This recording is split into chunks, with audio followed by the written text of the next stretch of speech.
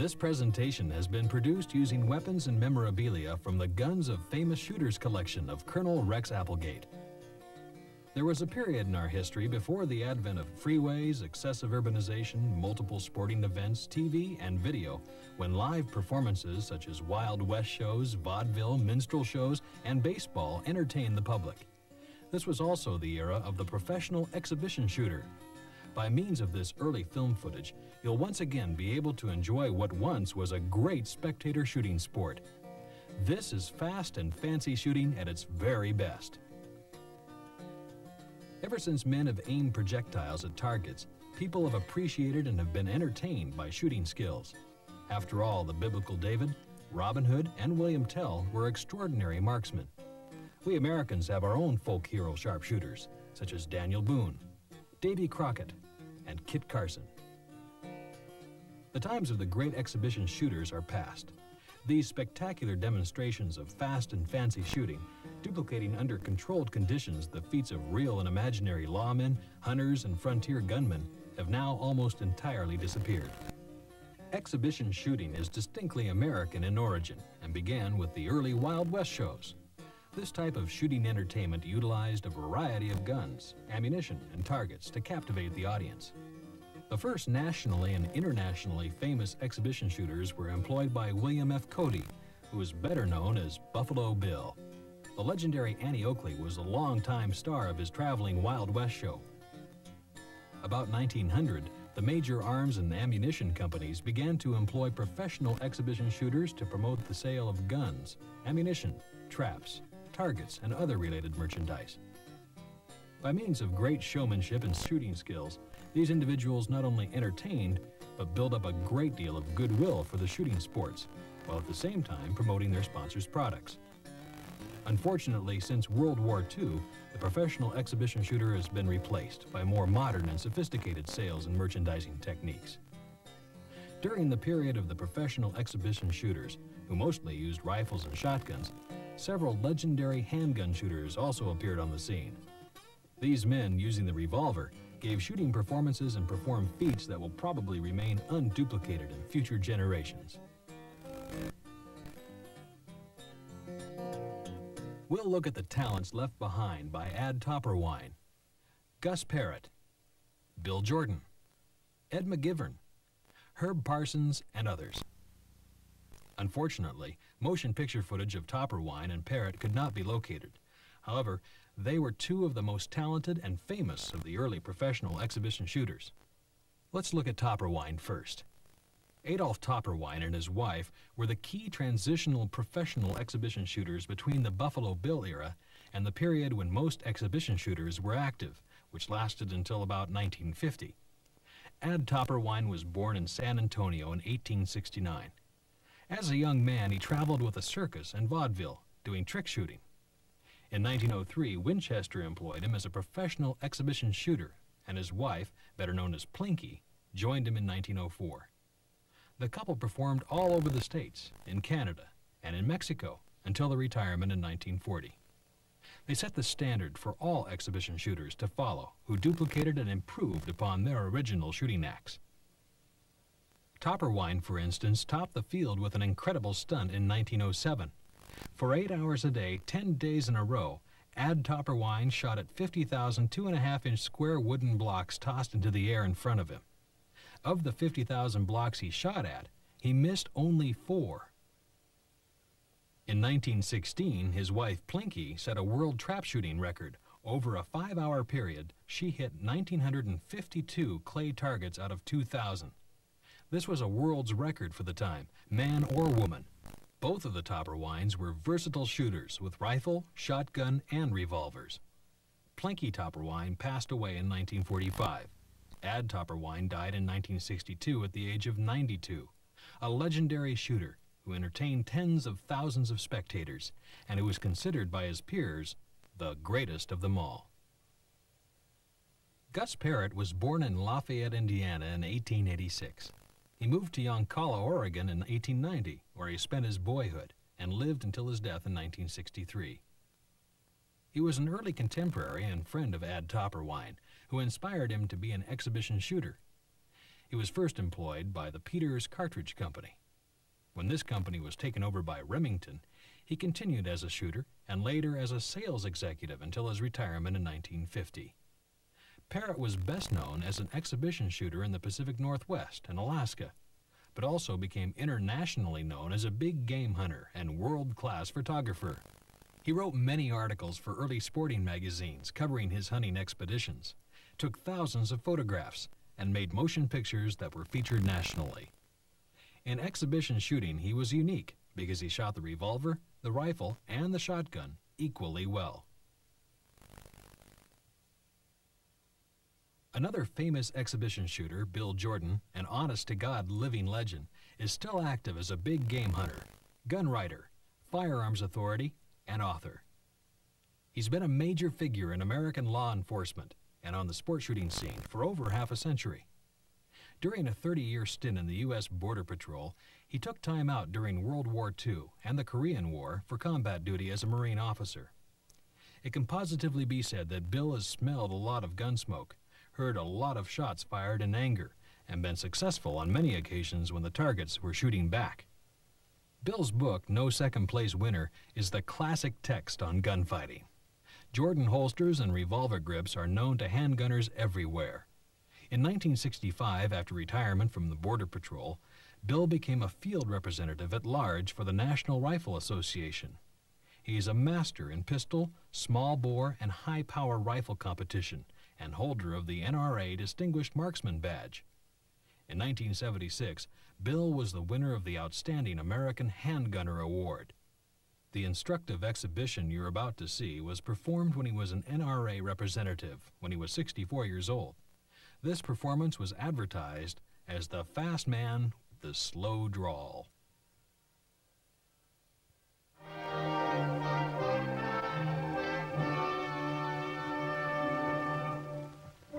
The National Rifle Association is an organization of sportsmen, over 1 million American citizens concerned with the conservation of our natural resources and the development of the shooting sports. But the responsibility of the NRA doesn't stop there.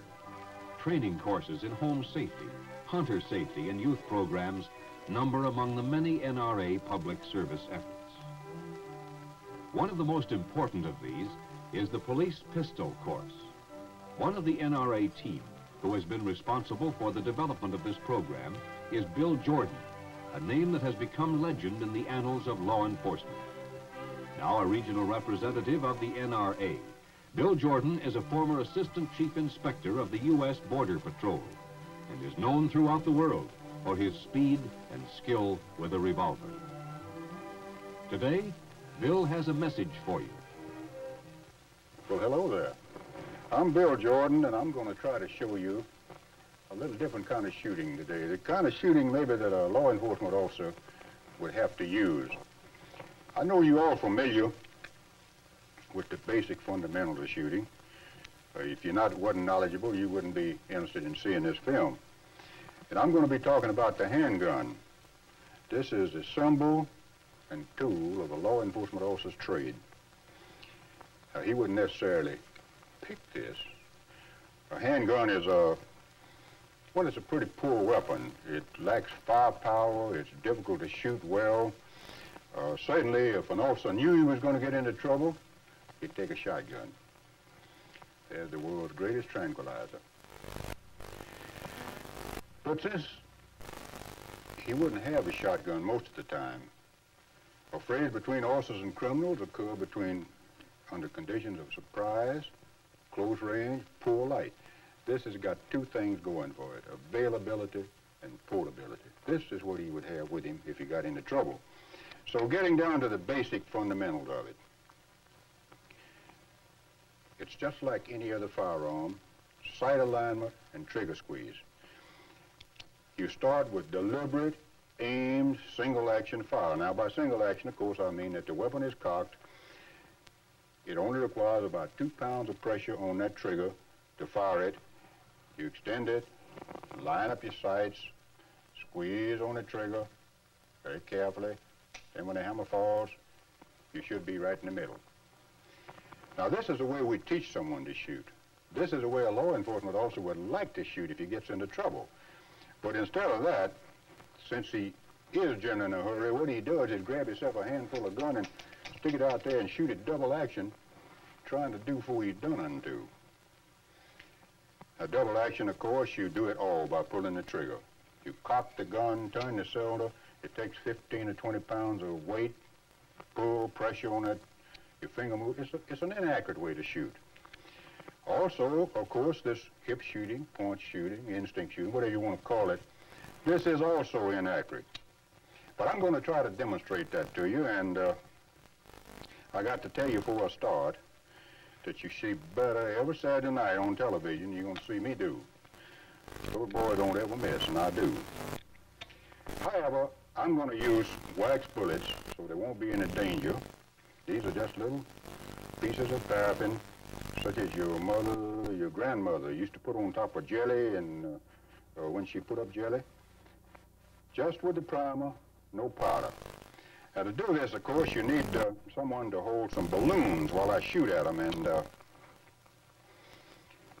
you need the most expendable person in an organization, and of course, the most expendable person in the National Rifle Association is just most any member of the public relations group. I believe one of them has been volunteered for this. Would you come out, please? Now, this is a member of the public. What's your name, honey? Bonnie Scott. Bonnie? Where's Clyde? Not Look, you're not afraid, are you?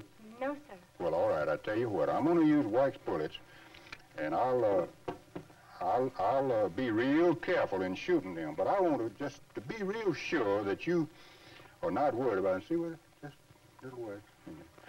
Now, I'm going to get you to hold an aluminum pie plate. If you walk right over there by that table and hold that aluminum pie plate, I'll shoot it just to show you that this is not a dangerous thing at all. All right, now I'm going to shoot it, and you'll notice that the bullet bounced harmlessly off the aluminum pie plate. These are...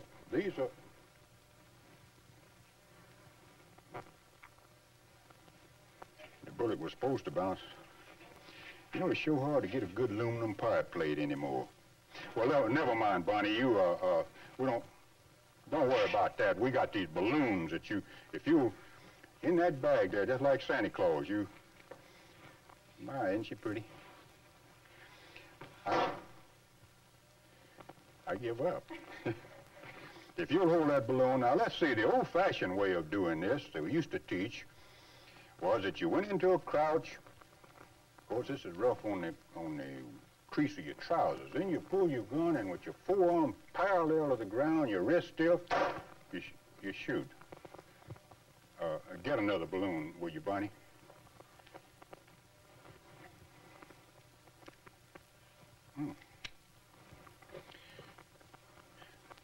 Now, we like to teach in the Border Patrol, where I spent a number of years, that you just shoot like pointing your finger, relaxed, rest. I don't know how accurate that is. I never could get my finger to shoot, but you just pull the gun out and shoot. Get another balloon, Bonnie. This gun always did throw a little left. Have to watch that. We'll get that out a little further now. If what you were going to shoot at was right square in front of you, you could go through all that, but if it was over here to the left, you'd want to just pull the gun out and shoot. Get another balloon, Bonnie, did you? Hard to get good help anymore, even if it is pretty. By the same token, if you want to shoot this way, but if what you're going to shoot at was at your right, you just want to pull the gun out and shoot. Well, Bonnie, we're going to... You know, I told you that there's a difference between me and the boys on television. Not only they don't ever miss, but there's one other difference. You're going to notice that from time to time I have to stop and reload. Come here, honey. You're showing a great deal of courage. Poor judgment, but courage. Now, I'll tell you what I'm going to do. I'm going to hold one while you shoot it. Just to show you I got courage, too. If you stand right over here, I'll give you this gun. You stand right here.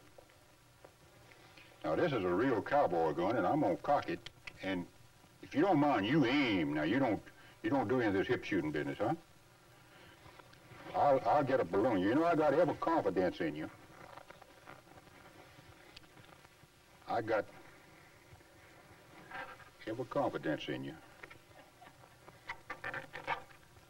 Whenever you're ready, you...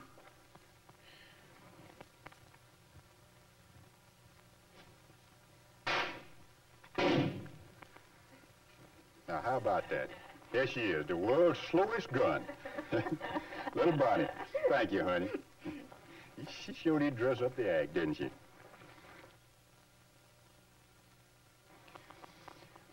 Well, you know, these television boys generally don't actually shoot anybody. They shoot the gun out of the villain's hand. I guess that's all right for them because they don't ever miss, because if somebody was pointing a gun at you, well, you'd be subject to thinking that he intended to use it on you. I'm going to try, though, to shoot an object about the size of a gun in a man's hand with this hip shooter. That's about the size of a gun in a man's hand. As a matter of fact, that's about the size of a barrel of a .38 Special in a man's hand. You better believe it. I'm going to put on these glasses for this, because I just wear these if I want to look at something. I'll stick this down here and take a try at it.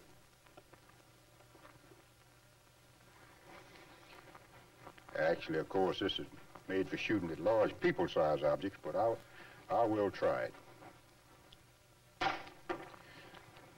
Well, I better reload now because I got a target coming up. It's a little difficult, but it's one that I got a lot of confidence in. I know I can hit it.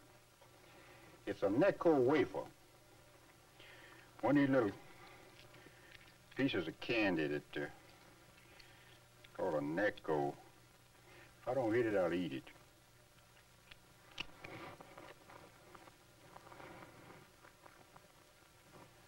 I may find out what that tastes like.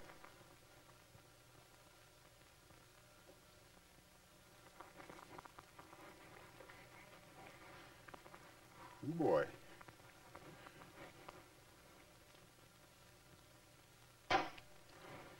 I'm gonna eat one of them one of these days anyhow. I've been wondering what they taste like. Well, here's one that does give me a little trouble. That's a lifesaver, and sometimes I shoot right through the hole on that one.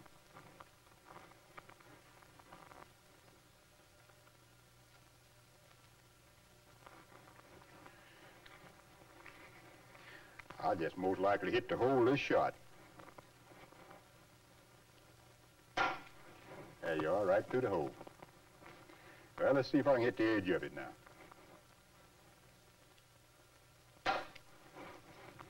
Yeah, well, about all that's left is the hole. Now, that's really not an aspirin. That's one of them little ones, big ones. It's got buffering added. I'll put it up there and shoot at it, though. I like to shoot at them because you'd be surprised how many people, instead of saying that I shot at an aspirin, they'll tell about how I shot an aspirin tablet shooting from the hip double action. Well, let's try it. A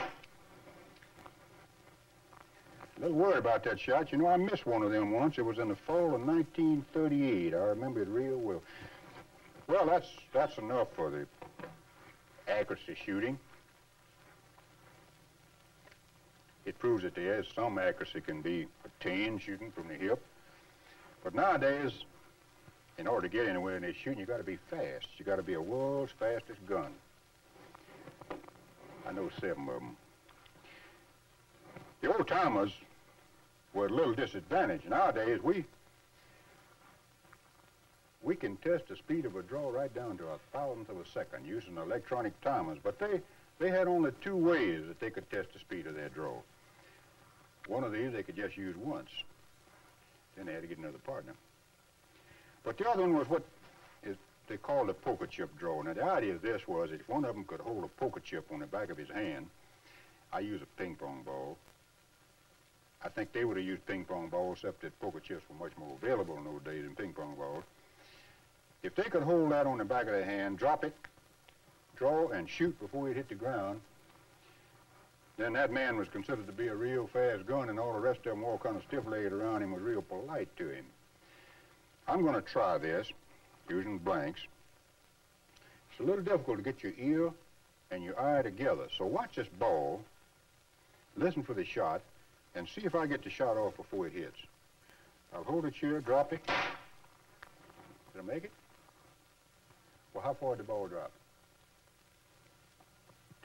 To my knee? You got any idea how far it is from here to my knee? Well, we'll try that again. Actually, if you want to do this and you're not sure that you can, the thing to do is to cheat.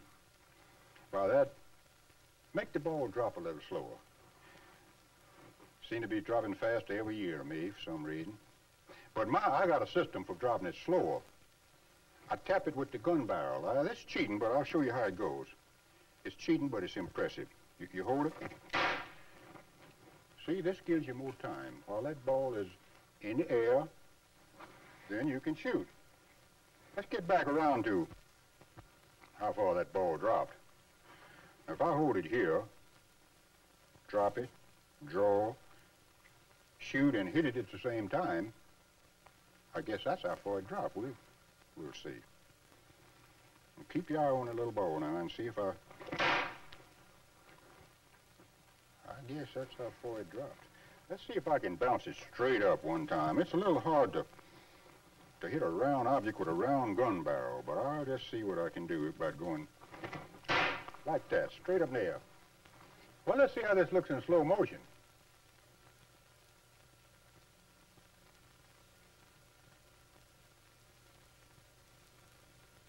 You know, I seem to be shooting real good today, so I'm gonna try something that I don't believe has ever been done. I'm gonna load up again here, and I'm gonna try to drop a ball and see if I can draw and shoot 6 times before this ball hits the floor. Now, if I do that, I think it'll be a new world record for fast draw, and I'd like for somebody with good eyesight, not you, to see it. Now, keep your eye on this, because I think this will be a new world record if I can pull it off. I'm going to drop this little ball and try to draw and shoot 6 times before it hits the floor. Listen to the shots and watch the ball.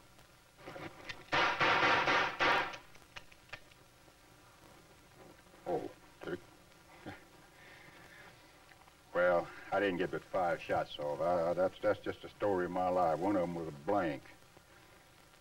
That's just a little trick, of course. Actually, the hard part is dropping it in that hole. Or getting the gun out is no problem. I'll do it again, just let you see doing it. Just a little trick, but it is kind of amusing. We'll drop it in there and let you... Now, you can cheat on this, just like you did on the other. And the way to cheat here, because it's so hard, you see that ball and that hole is about the same size, and you have to drop it straight in there. It's easier if you get your hand down closer to the gun. Now, I guess the closest you can get it is to touch the butt of the gun. I'll see if I can show you what I mean. You get to... Of course, that's cheating. But it works all right when you do it that way. Well, we might as well try this in slow motion, too, and see how it looks.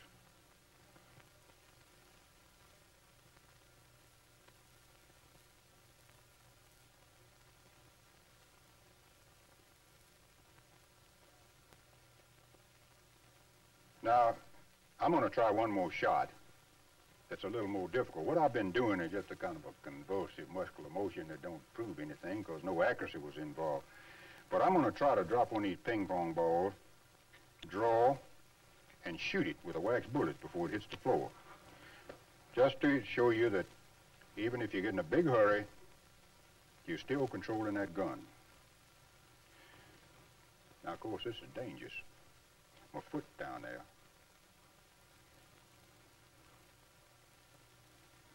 A friend of mine was doing this the other day. He dropped the ball, drew, and shot himself right in the back of the hand before he could get it out of the way. You'd been disappointed if I hadn't come out with one old Texas Wendy, wouldn't you? Okay, we'll try this. Well, how about that? I missed. Try it one more time. Got it that time. Barney, why don't you hand me that little old ping pong? I want to get you back out here anyhow and let them see what it does to a ping pong ball. Isn't she pretty? You see that? A ping pong ball is tough. That could have been your pretty little old thumb. I think you ought to give her a big hand again.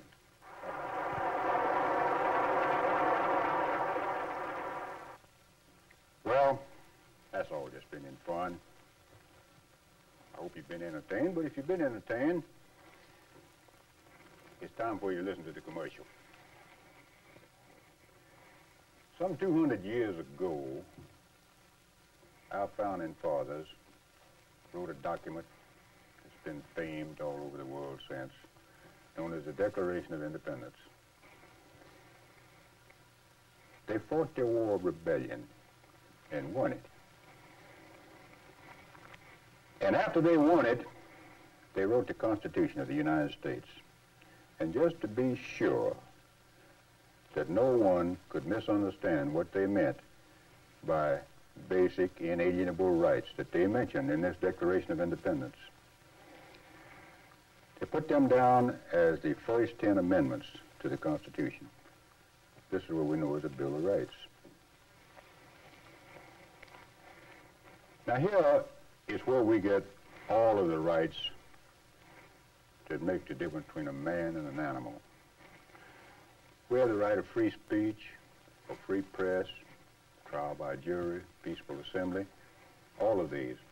And the second of these, I'll quote for you. A well-ordered militia being necessary to the security of a free state, the right of the people to keep and bear arms shall not be infringed. Now this is a right that we're talking about. This is not a privilege. This is something guaranteed to us by men who fought and died so that we would have these rights, that we would be able to raise our children with these rights. Some of them we are in danger of losing. Maybe they're just being weaseled away from us. Maybe they're being bought away from us. Certainly, we can't allow any of them to be legislated away from us. Each one of these rights has the same importance. Where they came in the Bill of Rights, first, second article, third article, this doesn't make any difference. They're all equally important. Certainly, the fact that the right to keep and bear arms is mentioned as the second of these articles doesn't mean that it's more important or less important. They all stand on the same legislative bottom. And if one can be lost, this knocks a great big hole in the whole thing, and they can all go down the drain. They have the same authority. Now, this right to keep and bear arms is probably the most important of all the rights. Without it, we would have no way of defending the others. It is a right. Certainly, it's a right that shouldn't be abused. Any abuse should be punished quickly, surely, and severely. But just remember this. This right to keep and bear arms not only is your right to defend your person, your right to defend your country, but much more than that. It gives to you and your children the right to enjoy the shooting sports. Whether your children enjoy them as you did is going to be up to you. Let's don't lose any of these rights. Let's keep them all.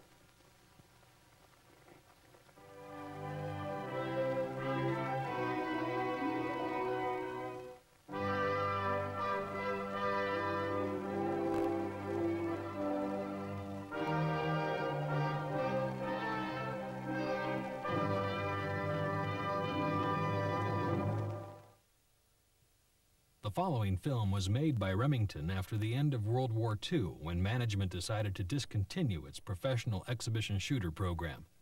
The remaining Remington exhibition shooters active in the field were assembled in Florida for this film. Featured are Wilbur Cox, Ken Beagle, Bill Adkins, Jack Chisnall, and Bill Johnson. This is our oldest, most traditional sport, target shooting. From the earliest days of this country, Americans have delighted in proving their skill with that most essential frontier tool, the long rifle. Turkey shoots, beef shoots, pigeon shoots, all the early target games. These were the schools that taught the American frontiersman how to feed his family in the wilderness, to protect it against animal and human enemies, and when need arose, to defend his native land. The frontier passed, but the excitement and glamour of target shooting lived on, and with it, deep admiration for the superb shots of each era. Here's a colorful figure out of our past, Buffalo Bill. None was more colorful than Annie Oakley, Little Miss Sure Shot, one of the greatest performers and most romantic figures of all time. Her story has been told by Hollywood and Broadway, her early days as a country girl in Ohio, her shooting match and subsequent romance with Frank Butler, an exhibition shooter for the Remington Arms Company, her shooting triumphs all over the world. Yes, the great marksmen of history are enshrined in our hearts and memories. It's too bad they're all gone. Of course, we still have fun at shooting galleries and try our best to imitate the great shooters of the past.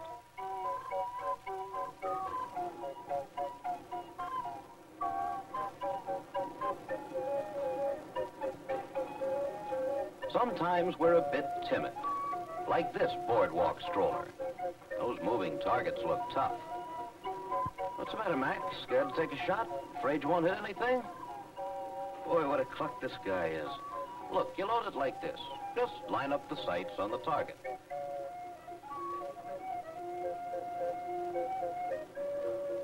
Yeah, the front gadget in the back thingamabob. Well, anyway, he ain't gonna mess up the gallery.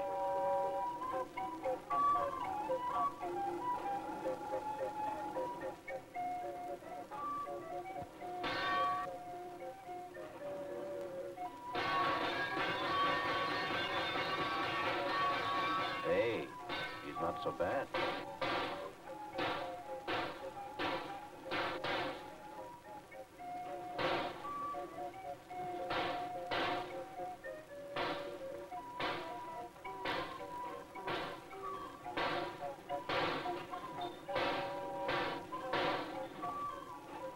First he sinks a battleship, and then a duck.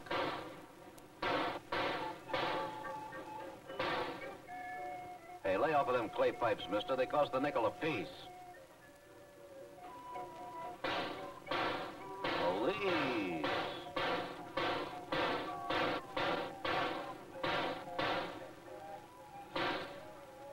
Now, watch this.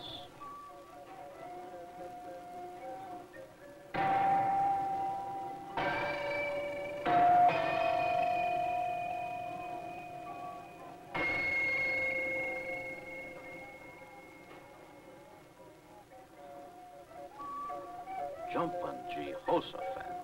Who'd have thought this dude could shoot things up so completely? Who is he? Well, the secret's out. That was Wilbur Cox of Delaware, famous Remington exhibition shooter. Here's Wilbur and some other present-day successors to the clan of Buffalo Bill and Annie Oakley. True artists with the rifle and shotgun. Their favorite shooting irons are ready, plenty of ammunition, and the weirdest assortment of targets you ever saw. Fruit, potatoes, balloons, wood blocks, eggs, tar balls, clay targets.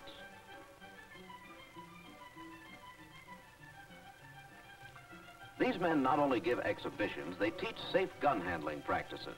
The shots they're going to show you now require special safety plans and precautions and should not be attempted by non-professional shooters. They're not bad at choosing assistants either. Bill Atkins will show us a few aerial shots with a .22 autoloader. Sometimes they miss these warm-up shots, but not Bill Atkins.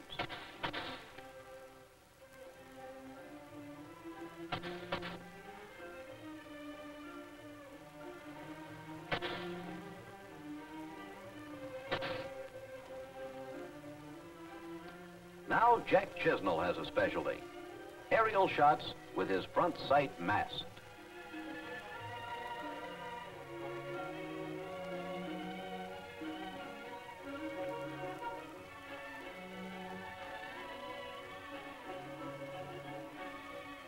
That's a messy way to mash potatoes.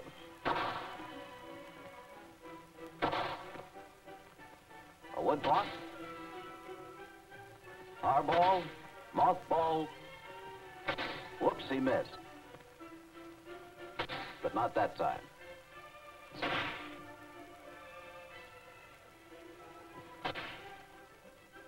Bill Johnson calls that kid stuff. Wilbur Cox thinks that was too easy. Let's try a few original positions, Wilbur.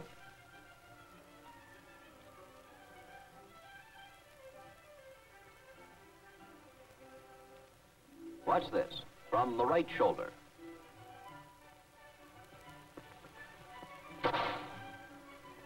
Silence, please. Ambidextrous.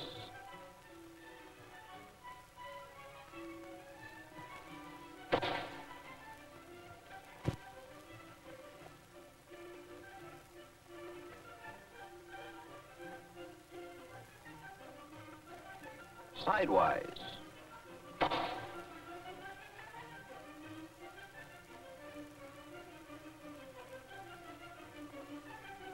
Hurry, dear.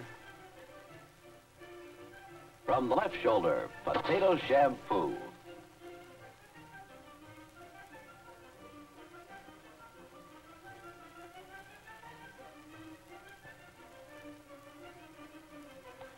Upside down.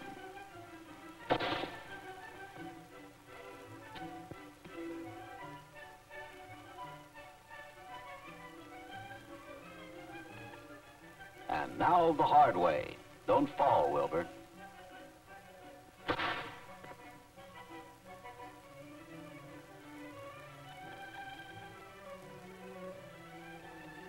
And sighting in a mirror.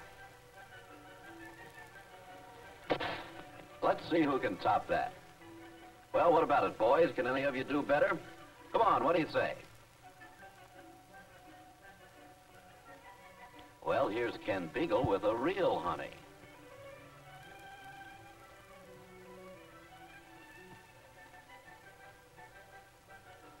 He's going to shoot with the rifle in his lap, sighting with a mirror.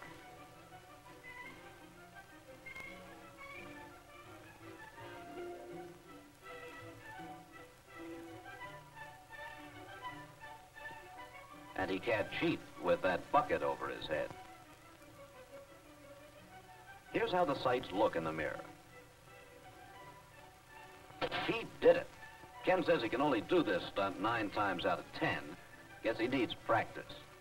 Bill Johnson claims he can outdo that one. He's going to bust both balloons with one bullet.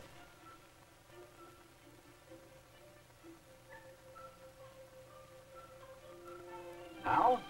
Well, he'll split the bullet into 2 halves on the edge of that knife.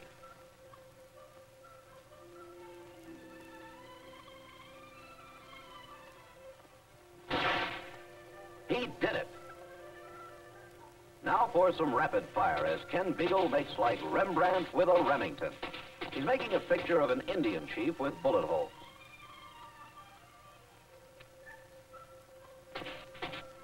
There go the feathers.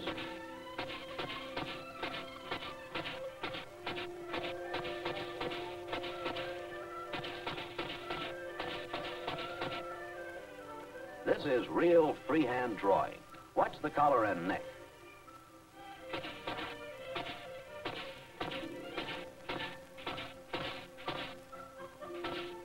And there it is, all but the piercing eye.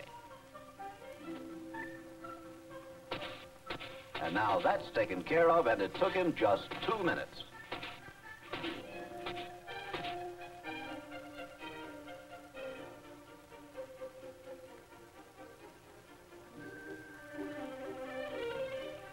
Ken had no outline to follow. The metal plate was behind the paper.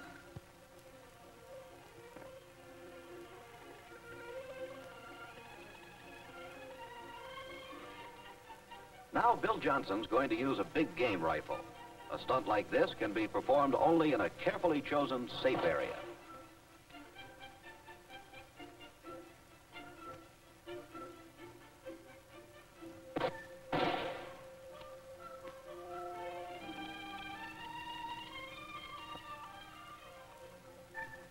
What's the matter, Bill? Try again. Target too small?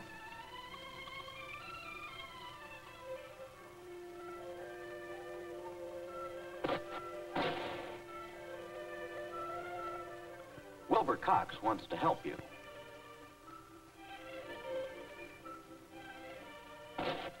Or does he? Anyway, it's a bigger target.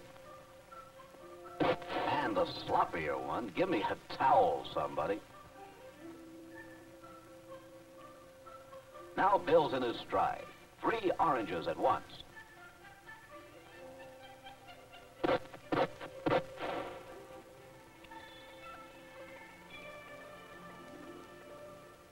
Here's Jack Chisnell with a cute stunt. When he hits the bottom can, the other 2 fly in the air, and he hits them too. Let's see that again.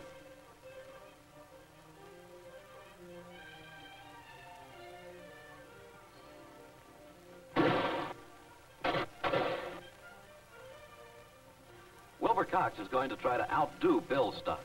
Gun on foot, 2 clay targets, bottom oil can, 2 flying cans. Man, that's fast shooting. Let's watch it in slow motion.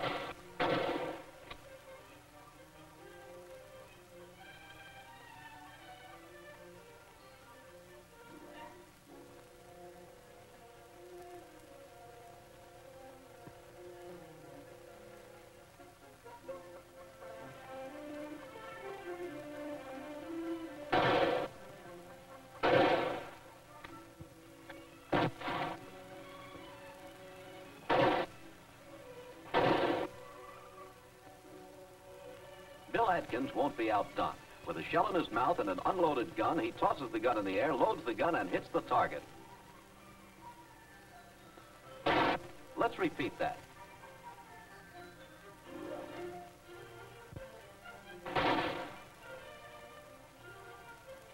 Wilbur has another one.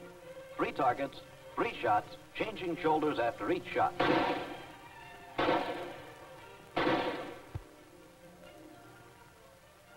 Now Jack Chisnell wants to show us some fancy clay target shooting. 2 at once. 3 at once.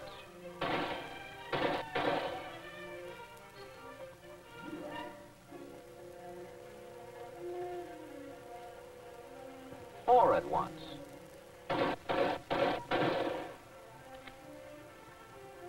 He's going to try 5. Let's have this in slow motion.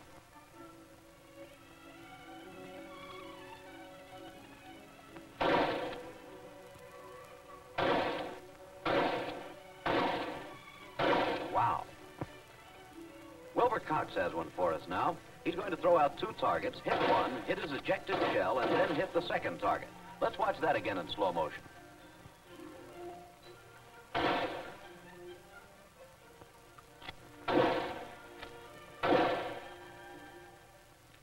Now Bill Atkins shows some rapid fire as fast as the guns are loaded and passed to him.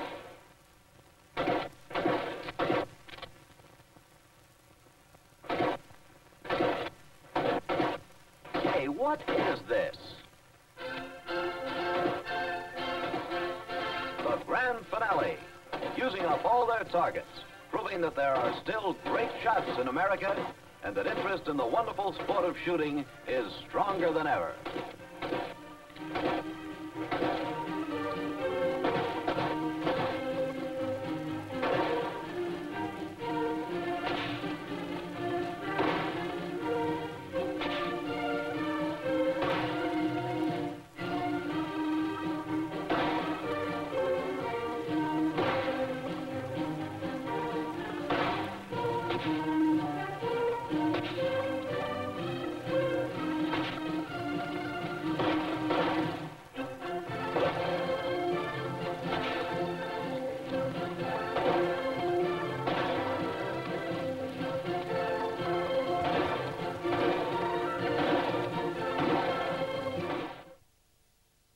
Ed Mcgivern was born in 1874 and spent most of his adult life and shooting career in the Lewiston, Montana area.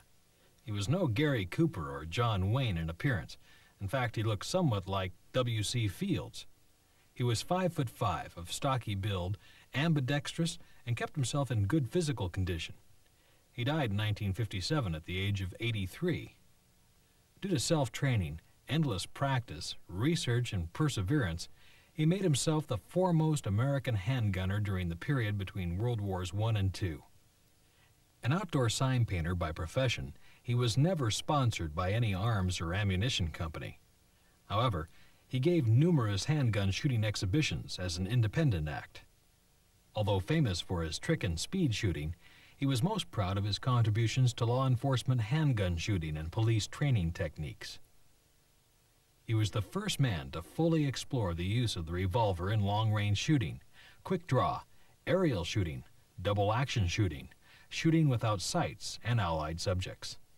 Mcgivern's book, Fast and Fancy Revolver Shooting, was published in 1938. It's a basic text found in the library of every serious handgunner, and it's been reprinted several times since his death.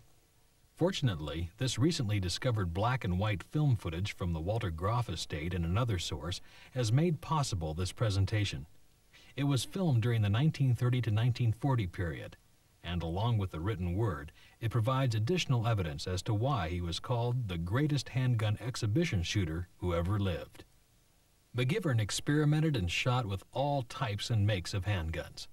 However, he mostly used Colt single actions and officer models, and Smith & Wesson hand ejector models in both K and N frames. He favored Smith & Wesson revolvers for most of his speed and aerial shooting. He considered the Smith & Wesson to have a more consistent and positive double-action pull. Although he used some custom grips and adapters, he preferred factory grips for most of his shooting. He liked high partridge-type front sights. Otherwise, he generally shot his Smith & Wesson revolvers as they came, out of the box, without any modifications. He derived his speed and skill from the expenditure of over 2 million rounds in practice, and not through any mechanical advantage. Mcgivern's favorite gun belts and holsters were made by the S.D. Myers Company of El Paso, Texas, the most famous maker of quality gun leather of the pre-World War II period. Mcgivern designed and constructed a number of his own electric timing devices. He used stopwatches that had been checked by the U.S. Bureau of Standards to check the accuracy of his machines. His book devotes a whole chapter to this subject. Mcgivern shooting double action at paper targets. Notice the concentration and how everything seems to be focused on the trigger finger, and how he leans into the target until he's off balance and has to step forward. The following aerial shots are from bits of film footage taken at different periods of time. They illustrate a mastery of this type of shooting that no one else has been able to entirely duplicate. Drawing and hitting self-thrown clay balls in the air. Bending over, throwing a clay ball between his legs, turning and hitting. Hitting 2 clay balls thrown in the air at the same time with a revolver in each hand. Hitting a half-gallon tin can 6 times in the air before it lands on the ground. Although naturally right-handed, he's using his left hand to hit aerial targets in this shot. Shooting, laying on his back, and hitting aerial targets thrown at different angles. Hitting 2 clay targets in the air, double action.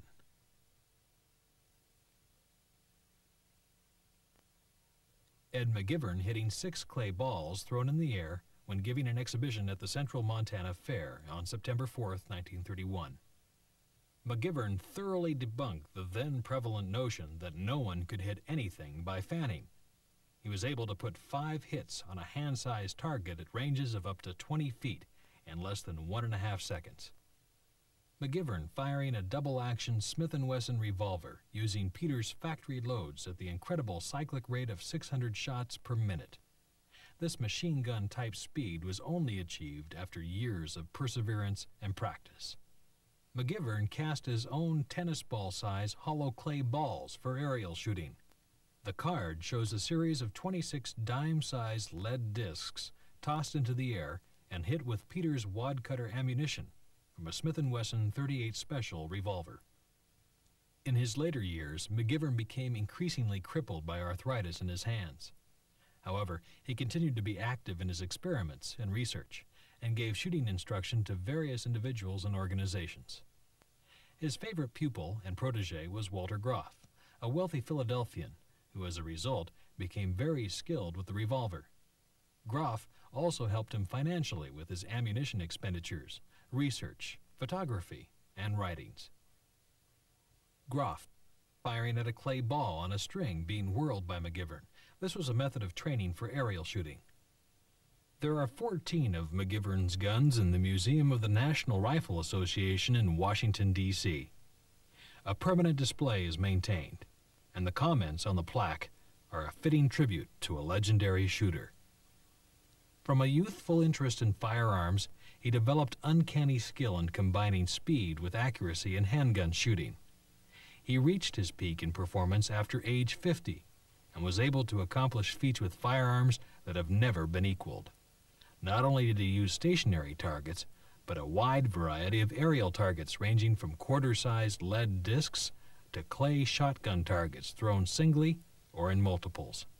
He could hit a tin can thrown in the air 6 times before it struck the ground, and cut circular cards edgewise tossed in the air. Ed Mcgivern was endowed with unusually keen vision. He had reflexes that would make a cat envious. He was of small stature with proportionately small hands. This apparently posed no handicap. His accomplishments were recorded by electrical timing devices and authenticated by many reliable witnesses. The firearms in this display were graciously donated by Mrs. Walter Groff from her husband's estate through the kind offices of Mr. Henry M. Stewart. Walter Groff and Ed Mcgivern worked together in producing the most remarkable shooting exhibitions ever conducted in the United States. Ed Mcgivern, truly worthy of the title, the fastest gun.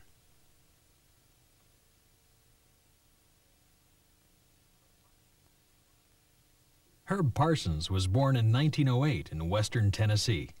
He came from a family of hunters and shooters. He received his first .22 rifle at age 7 and is reported to have hit quail on the wing with it when he was 12. When he was a freshman in high school, he saw Ad Topperwine, Winchester's great shooter, give an exhibition. And like so many others, he was hooked and inspired to practice and perfect fancy shooting techniques. As a consequence, he was hired in 1929 by Winchester as a professional shooter and groomed as the logical successor to Topperwine, who was approaching retirement age. Parsons shot for Winchester for over 30 years.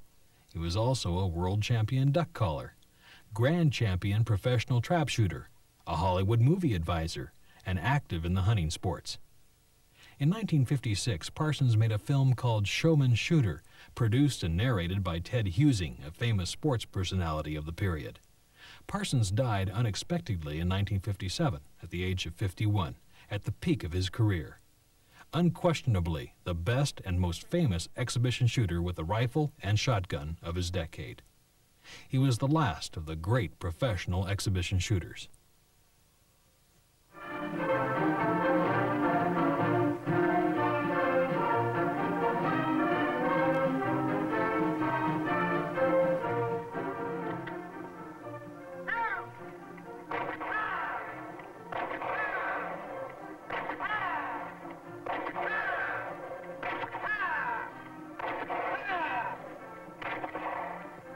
This is shooting at its best. And now 14 hits in 18 seconds from the number 8 position. A real tough skeet shot.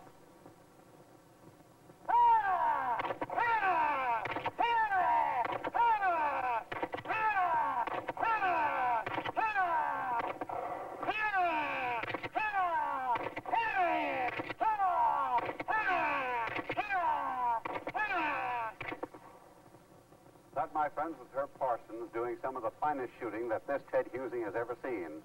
And believe you me, I've seen a lot of shooting. 14 hits from the number 8 position at skeet, almost as fast as I could count. Wow. Well, of course, Herb should be able to shoot. He's had a lot of practice. 7 straight years on the Sports Afield All-American Trap Shooting team. Winner of the Grand American Professional Championship in 1954. And, of course, that's winning the World Series of trap shooting. Herb's specialty is exhibition shooting. Of course, some of you have probably seen him around the country or read about him in national magazines. Well, I'm down here at Herb's home to interview him, and I think I'd better get started. Tell me something about your guns here. Do you need all these for hunting? No, you don't need them all, but it's nice to have the right gun for the right shot. And I use all these in my exhibition. Different guns for different shots. What kind of a shot do you do with this one? Well, this one, Ted, I tell a story. This rifle hasn't been fired in a long time. It is one of the early American rifles, a muzzle-loading flintlock.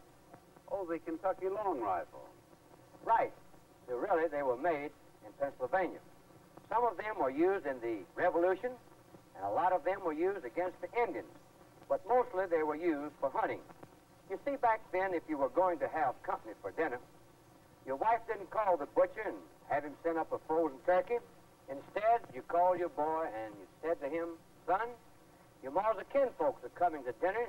I want you to take this rifle and this ball, get yourself some powder from the horn, and go out and get a little venison. Or if you can't find a deer, get a wild turkey. Or if there's no turkey around, get us a rabbit. And son, if you miss, don't worry about coming back to dinner. That won't be any." Oh, so that's the way it was. Well, I guess if a man wasn't a good shot in those days, he didn't have to worry about losing weight. But do you really think they were as good as history makes them out? Well, Ted, all I can say is if Daniel Boone or any of those fellas had one of these new firearms, then I wouldn't want to shoot against them. Well, let's get back on the track, Herb. What are you going to tell these folks about the guns and the shots that you do with them? I have a better idea. I'll show them exactly how it's done.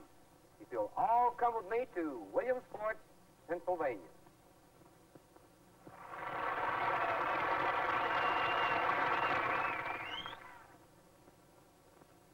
Thank you, ladies and gentlemen. This job of shooting is not as difficult as you might think, so let's pick up this little 22 and start off with something we can hit. Take a big potato. Let's start off with that. Then start with a box, something a little bit smaller. And in the middle there. A ball. A ball. Then a small ball. A little bitty one. Metal disc. Make it wide. Well, ladies and gentlemen, those of you who may be bothered with poor eyesight, you never have to worry too much, because with this little rifle here, all you have to do when you go out and the rabbit jumps up, you really don't sight at him at all. You just hold it there and kind of wiggle it at him. That's all you have to do. Thank you, ladies and gentlemen. The next little rifle I have here is a pump rifle, a little repeater. And those of you who are confronted with the problem of a target to shoot, then you get something, throw it up one clay target at a time. And then as the empty halls come out of the target, then hit those little empty halls. I can hardly believe this when I see it. Herb is actually hitting the empty cartridge cases as they are ejected from the rifle. The next little rifle we have here is a Model 70, 22 Hornet rifle with a velocity of 2,600 feet a second. Let's see what happens to a big iced potato when you hit one. Let's try another one. Let's try one of those big oranges.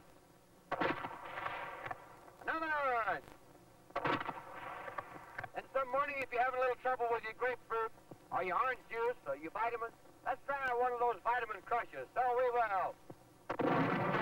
Folks, that orange was loaded with dynamite. Gee, those must be powerful vitamins we have here. The next little rifle I have here is the famous of all rifles, the Model 94. May I shoot this rifle incorrectly first by holding the gun in the backward position, and result is it comes off your shoulders. Notice that when Herb holds his left hand back near the lever, the gun pulls away from his shoulder as he ejects the empty case. To hold it correctly, he moves his left hand forward so that when he operates the lever, the rifle remains firmly against his shoulder. Now, down yonder we have a few cans sitting on a log, And let's load up and go down and see exactly what happens to those cans.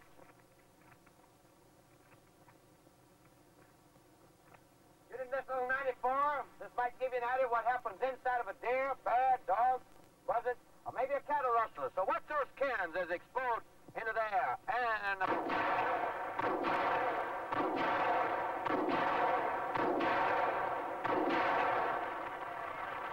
those of you who might be planning on making a trip to shoot larger game, then you probably want a larger rifle. Inside a 348. Notice the 348, those cans on the left. Notice what happens when you shoot them with a 348. So we will, well, if you don't kill him with that, you'll give him a stomachache he'll long remember. The next little rifle I have here is a 351, a rifle that the FBI, the law enforcement officers use, so let's see exactly what they have. Using the 351. Let's try another grapefruit. Let's try a big iron. Let's potato here. Come on, just a lot. All right, you place this little rifle right on our shoulders. Pick up a box. Bring it out in this position. Push the box, drop it, see if we can break the bottle before it hits the ground, out of the time it hits the ground. So we'll just give a little bit of push that. Would you like to see it again in slow motion? All right, we'll try it.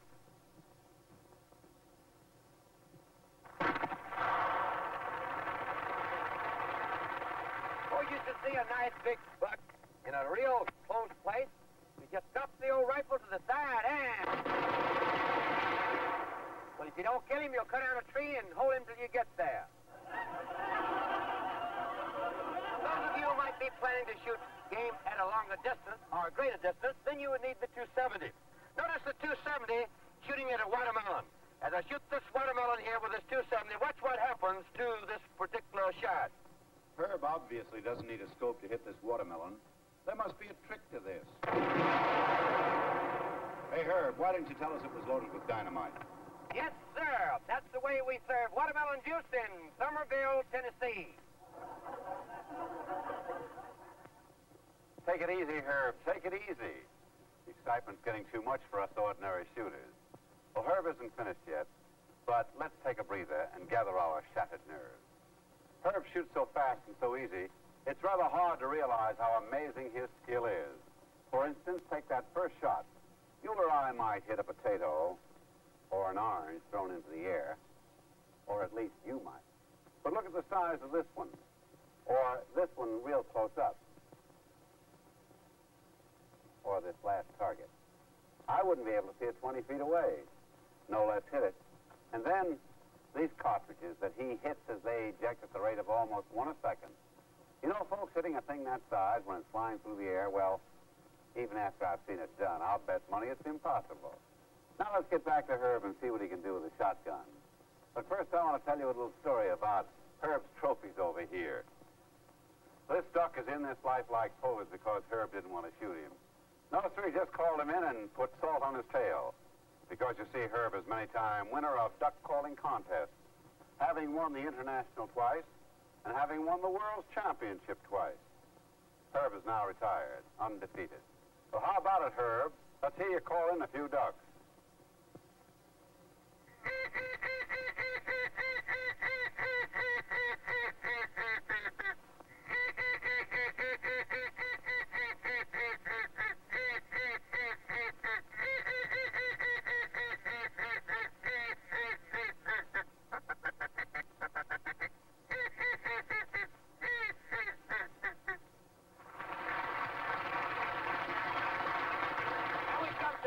Gauge pump shotgun, shooting rifle slugs.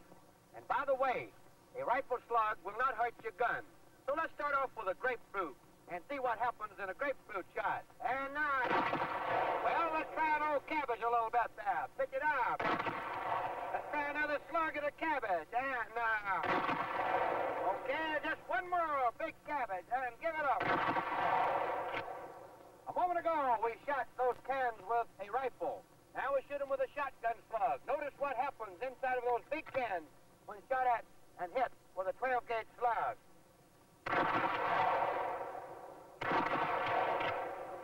Now I have one slug remaining in this pump gun. I'm going to load the gun up with 6 regular trap loads. And watch these shells smoke out in slow motion. You have to see this in slow motion, or you can't see it at all. That's how fast Herb is. All 6 shells eject before the first one hits the ground. Yes, sir. That was a Model 12 pump shotgun. The next gun I pick up is a skeet gun.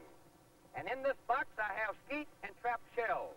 I want you to notice the striking power of trap and skeet shells when shot or a block that's been hit with one. So watch this block. Notice the tremendous striking power. Let's try another one. Okay. Now we have here a shell. I'm going to shoot the front end of the shell off, shoot the shot out. The shot will pour out, and there will never be a shot in the shell at all. So we'll just toss one out here and like that. Walk over and pick it up. Herb knocked the shot out of the shell without disturbing the wad or the powder to show what a perfect shot pattern can do. So should you go quail hunting, if you should shoot at a quail, you would shoot him away. So shoot in front of him. Shoot his eyes out, get your switch, drive him home, and hit him when you need him. I wonder how many of us know the 10 commandments in gun safety. There are no shells in this gun. To prove it farther, I'll place a handkerchief into the block of the gun. I'm going to point the gun directly at you as an individual. I just wonder how you feel to have a gun pointed right in your midsection. But yet, you place your old gun on your shoulder, start out hunting, and we might say, well, which way should we hunt today? Should we hunt down this way, Joe, or where should we go? Tell him where to go. That's the time. Because you should never point at something you don't expect to shoot. So many times we go out to the skeet field, we get all set for number 8 position. Our best friend says, I bet you miss it. You said, I bet you $2 I don't. Ladies and gentlemen, some of us, or you and I, we wonder why we are never invited back to our favorite club. It might be the way we handle our guns. So again, don't point at something you don't expect to shoot, because that might be your best friend. Respect your gun, and it will give you lots of enjoyment. Thank you, ladies and gentlemen. Now we have here a beautiful gun. One of the latest developments, the Model 50 and the auto-loading shotgun. Maybe I shouldn't tell you this, but this gun really has a little radar in it. If I should go out and want to shoot a few eggs, I'd screw this little gadget down to AIGS, egg. Then you just set it right over there and you don't sight. Just hold it out there and pull the trigger. You might want to go quail hunting. Then that would be a little bit different. You screw this down to Q-U-E-I-L, quail. So you just toss one out there and give a little push. And another one, little one there. So you push them out. Gee, I forgot to tell you, it'll only kill the rooster birds. It lets the hens get away. And demonstrating to you the rapidity and firepower of this shotgun, let's toss out about 3 of these little clay targets here. And notice them as they are. Maybe you didn't see the fast action of this gun. So slow motion will show you how fast they really come out. So let's do 3 more. And if you watch closely, you'll see 3 shells in the air at the same time. That gives you some idea of how smoothly this gun can operate. Yes, sir, that's quite a gun. So many of us believe we have to hurry in our shooting. And to prove to you how much time you have, let's pick up a couple of clay targets here and toss them in the air, and then pick the gun up and break the 2 before they hit the ground. So we just give them a little bit of push them out there and break those 2. So it looks to me like, to slow it down a little bit for you, let's do it a little bit better by using 2 guns with assistance catching the target, or the gun, I should have said, on the end. Toss these 2 up, toss the gun, pick up the other gun, break the other target before it hits the ground, okay? So we just give them a little bit of push there. There we have it. Thank you very much, ladies and gentlemen. Now we go to the egg shot. In rapidity of first shooting with a gun.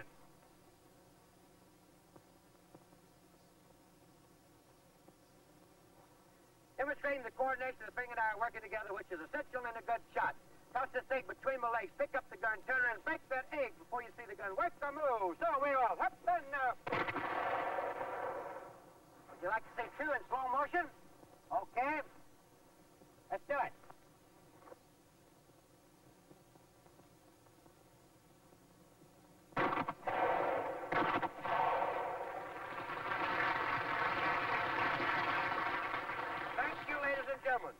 And you must remember, you've got to break one target before you try two. The next little gun I have here is a 410 pump. A specially nice gun for the boys and girls. We'll start off with an orange. Let's see what it does to a big old orange here. All right, let's try an egg. Well, now, you boys and girls wouldn't want to shoot a rabbit sitting on the ground. You'd want to shoot under him and make him jump up. So I'm going to shoot underneath this little rabbit out here, make him jump up. And when he jumps up, I'm going to hit him 5 more times before he can set back down. So let's get this rabbit out of here.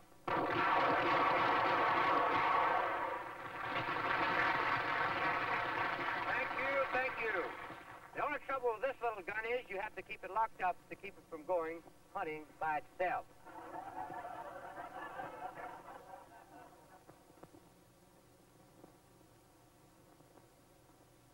Ladies and gentlemen, I come to the part of the program that I like the best, because I have here a boy, a typical American boy, sound body, sound mind, and good eyesight. There's nothing special about this boy to you, but to me there is, because he's my son.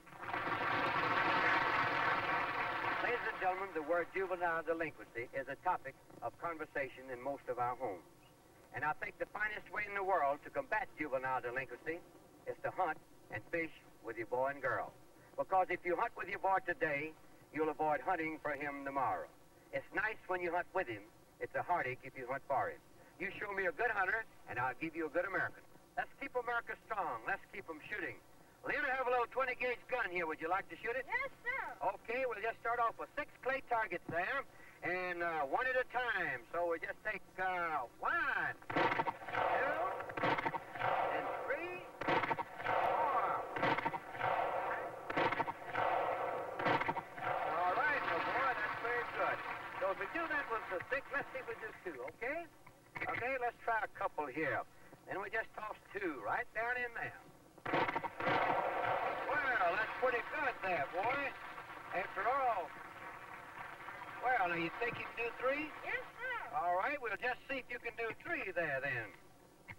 Okay. There you are. That off. Well, that was pretty good. After all, whose show is this? Would you like to try 4? Yes, sir. All right, we'll just do 4 then. Okay, we'll just do 4. All right, sir. I'll pick up 4 here. All right, Lynn. Well, that's fine, son. Get out of here, boy. Thank you very much, ladies and gentlemen. Now, ladies and gentlemen, demonstrating the rapidity of the repeating shotgun. So let's start off with 2 clay targets. And give them a little toss out. Of course, if we can do that with 2, let's try 3. So we give 3 out in there.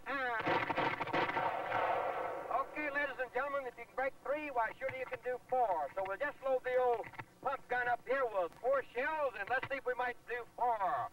So let's give 4 out in there. Get 4, so we're looking for 5. So let's load it up to 5 here. 1, 2, 3, 4, 5. Pick up 5 and get out. Now.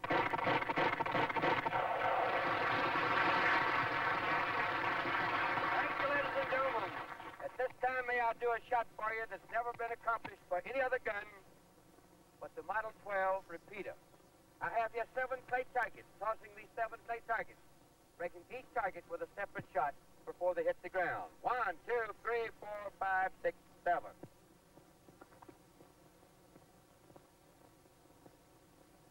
Okay, here they go.